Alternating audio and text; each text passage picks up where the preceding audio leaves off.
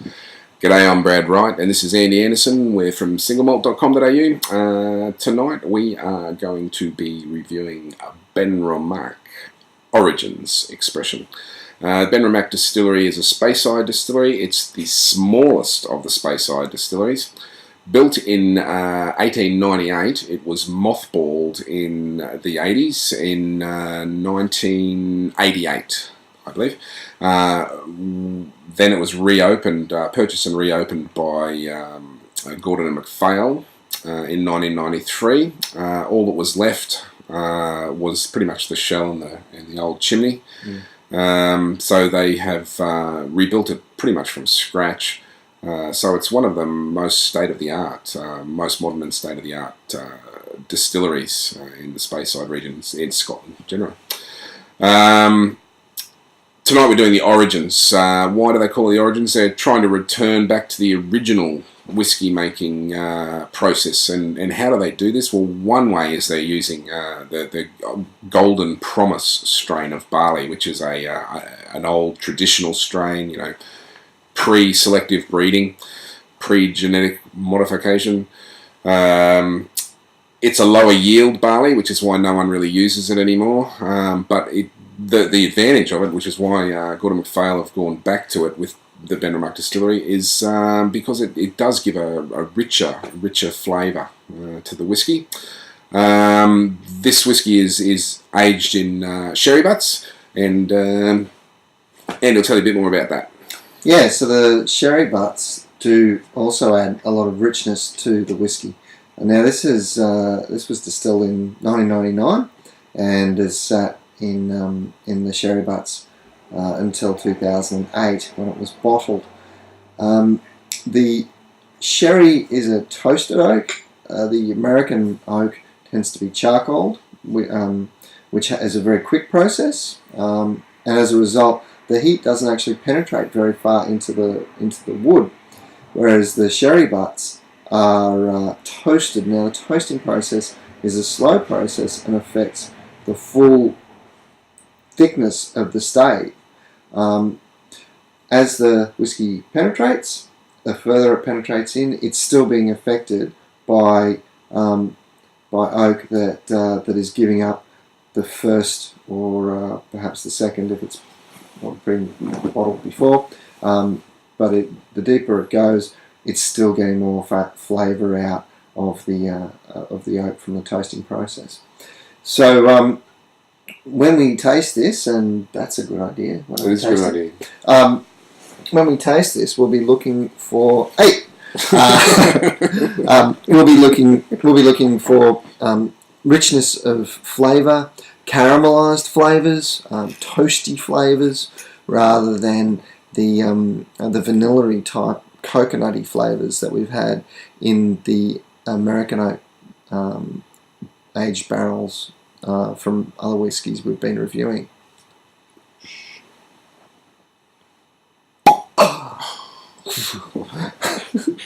I get warm fuzzies every time that happens. Thank you. So straight away we can see this has a much browner colour. Now, browner colour is indicative of sherry. This comes from both the colour of the sherry that's been in there previously and the toasted nature of the oak. The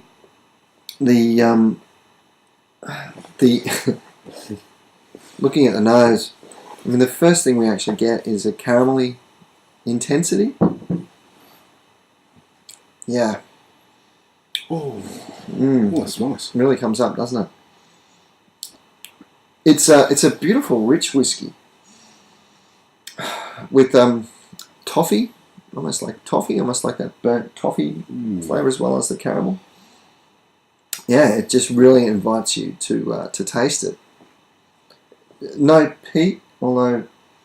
No, there's no peat there. No.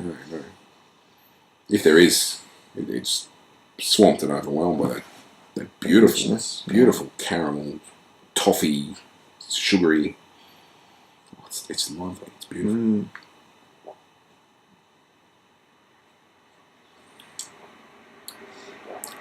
It makes me think of Christmas.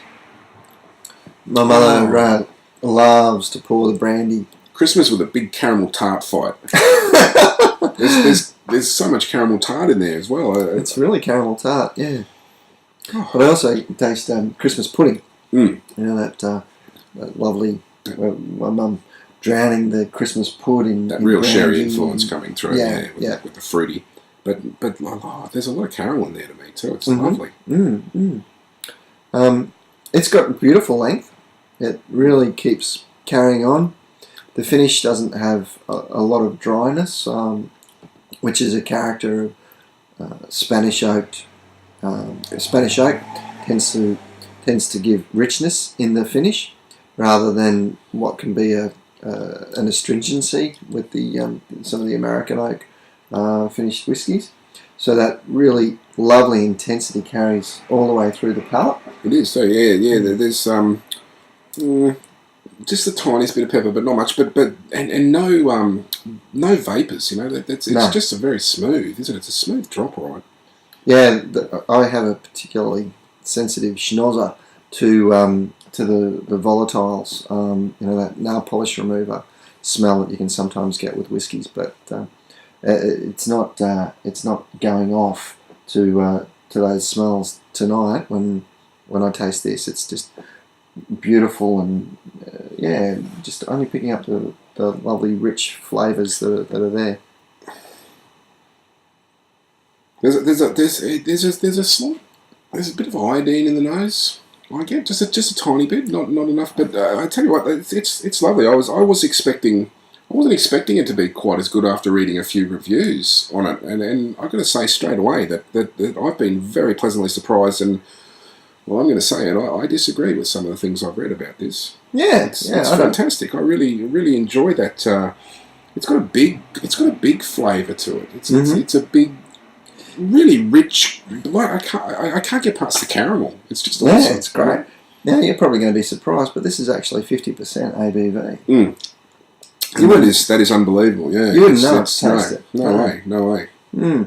So it's really quite high in alcohol. I mean, the beauty of that is, of course, all of those flavour compounds which do get taken out with whiskies that are chill filtered and bottled at lower alcohols. That hasn't happened with this whiskey. So the full amount of flavour that is available is here. Now, phenol is something that seems to be becoming more and more popular. Interestingly enough, they actually mention it on the packaging where it's got 4 ppm of phenol, and probably can't see that one, but they actually mention it there on a label.